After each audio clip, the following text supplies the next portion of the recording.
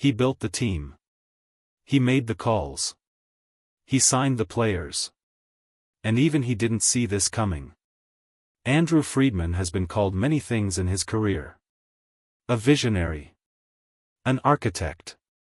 The man who took a Dodgers franchise that was already winning and made it into something that opponents don't just try to beat, they try to survive. He has a reputation in baseball front offices that occupies a category most executives spend entire careers trying to reach and never do. The genius of team building. That is not a title the sport hands out casually. Baseball is a profession populated by brilliant, competitive, obsessive minds, people who have devoted their entire adult lives to understanding the game at a level most fans will never access.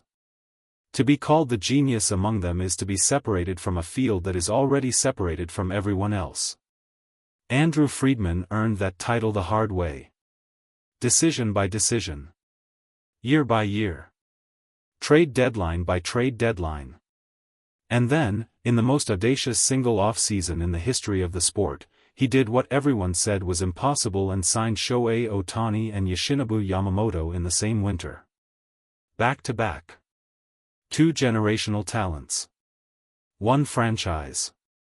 He built the machine. And then the machine did something that even he, the genius, the architect, the man who drew up the blueprints, could not fully predict. He finally admitted it. The press conference had not been scheduled for revelations. These things rarely are. Organizational press conferences in baseball exist in a specific register, informational, careful, managed.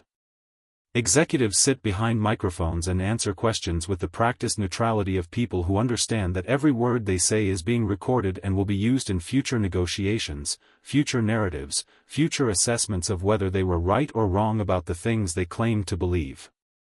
Andrew Friedman is better at that register than almost anyone in the sport. He has been doing this long enough, and at a high enough level, to have developed a fluency in saying substantive things without saying things that come back to damage him.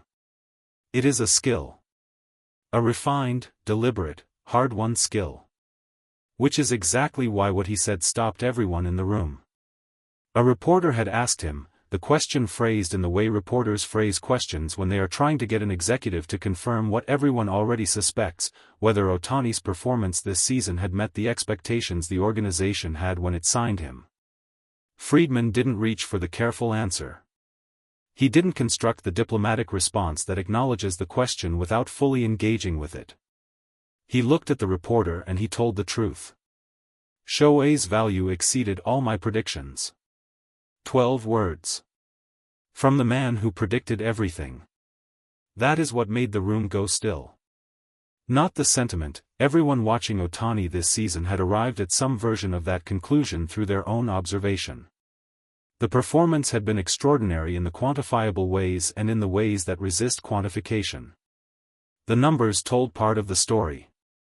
The rest of the story was told by the expression on opposing managers' faces when they had to fill out a lineup card and account for a man who existed in 2 places on it simultaneously.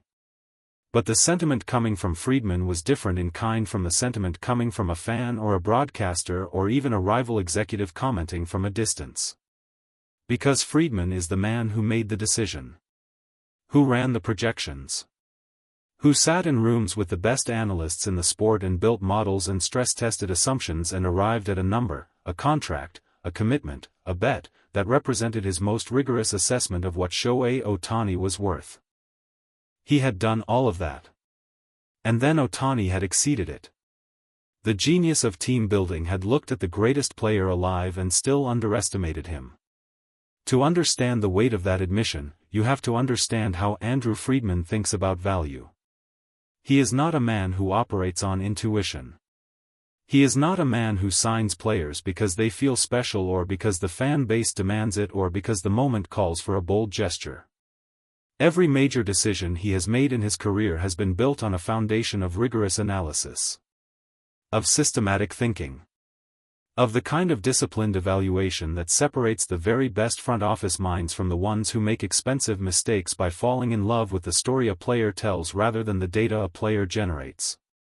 When he decided to pursue Shohei Ohtani, he did not do it because Ohtani was the most exciting player in baseball. He did it because his analysis told him that the value Ohtani could provide, across all the dimensions of front office measures, on the field and off it, in the standings and in the culture of the organization and in the commercial reality of running a major market franchise, was greater than any other single acquisition he could make. He ran those numbers. He stress-tested those assumptions.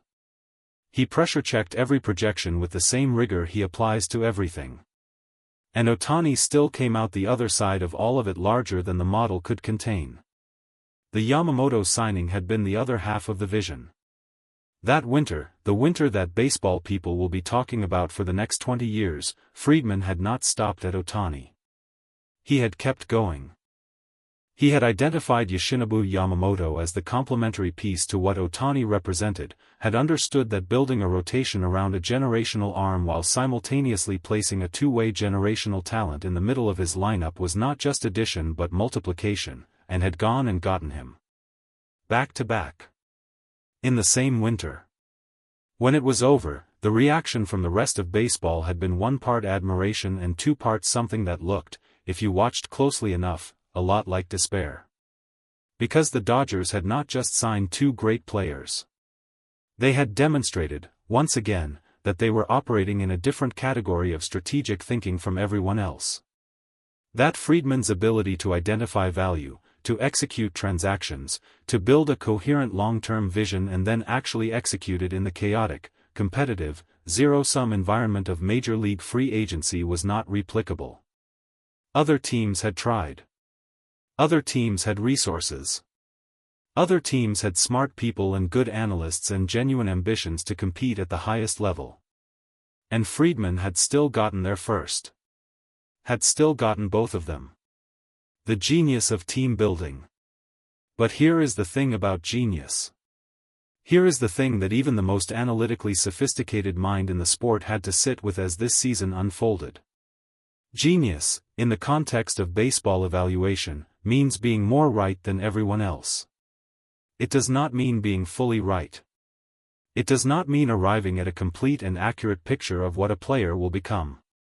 It means building the best available model from the best available information and arriving at a conclusion that proves out over time. Andrew Friedman's model for Shohei Ohtani had been, by any reasonable standard, extremely good. The projections had been aggressive. The commitment had been enormous, the largest in the history of professional sports. Nobody who looked at the numbers would have said the Dodgers had been naive or reckless or captured by emotion.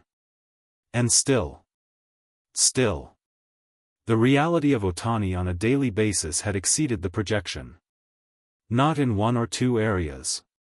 Not in ways that could be explained by a favorable schedule or a hot streak or the normal variance that causes players to occasionally outperform their models over a stretch. In ways that were systematic and sustained and that spoke to something in Ohtani that the models, even the best ones, had not fully captured. Friedman had seen it happening all season. Had watched the data accumulate. Had sat with the growing gap between what he had projected and what was actually occurring and processed it with the same analytical rigor he brings to everything. And then he had said it out loud.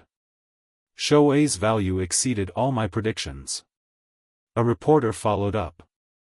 The follow-up question was the obvious one, the question everyone in the room wanted answered but wasn't sure they would get. What surprised you most? Friedman leaned back slightly. Not the retreat of someone buying time. The movement of someone deciding how honest to be. The room was quiet enough that the sound of someone shifting in a chair near the back was audible. He said, I knew the production would be exceptional. We built models around that. We had very high confidence in the production. He paused. What I didn't fully capture, what I don't think anyone fully captures until they see it every day, is the effect he has on everything around him. On the other players. On the opponent. On the decisions a manager on the other side has to make before the game even starts. That part doesn't fit neatly into a model. And that part is bigger than I expected. The other players had spoken about it in fragments throughout the season. Not in the organized, quotable way of a press conference, but in the offhand moments, the dugout observations and the post-game comments and the things that come out when athletes are relaxed enough to say what they actually think rather than what the situation asks for. Freddie Freeman had said, early in the season, that sharing a lineup with Ohtani changed the at-bats he himself received in ways that were almost unfair to the opposing pitchers. That the decisions made earlier in the lineup, the walks issued to Ohtani, the pitches not thrown to him, the entire strategic calculus that swirled around his spot in the order, created conditions downstream that Freeman had never experienced at this level in his career. Mookie Betts had been more direct. He had looked at a reporter and said, simply, "You understand the game differently when you play next to him." These were not things that lived easily in a projection model. They were real effects, measurable in aggregate, visible in the numbers if you knew how to look, but resistant to the kind of clean quantification that models prefer. They were the things that lived in the spaces between the statistics. And they were the things, Friedman had now admitted, that he had not fully predicted. Yoshinobu Yamamoto had been watching all of this from inside it. The other signing. The other piece of the vision. The young pitcher who had come from Japan carrying his own extraordinary reputation and had been placed inside an organization built around the player who was redefining what the sport thought possible. Those who had observed Yamamoto closely through the season described something interesting. A player who had arrived with the quiet confidence of genuine ability and who had, over the months, developed something additional. Something that the people around Ohtani tended to develop when they spent enough time watching him work. A recalibration of what was possible. Because that is what Ohtani does to the people closest to him. He does not just perform at a level that exceeds expectation.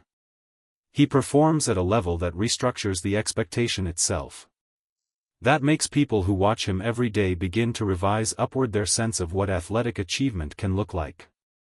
Even the people who had set the original expectations. Even the genius who had built the model. Even Andrew Friedman. He was asked, near the end of the press conference, whether he would do it differently. Knowing what he knew now. Whether the contract, the commitment, the numbers, whether any of it would change if he had the information he had now rather than the information he had then. Friedman looked at the reporter for a moment. He almost smiled. Almost. "The only thing I'd change," he said, "is I'd have found a way to sign him sooner." The genius of team building built the machine. And then the machine exceeded the genius. Andrew Friedman finally said it out loud. And somewhere in a Dodgers clubhouse, Shohei Ohtani is already making the next model obsolete.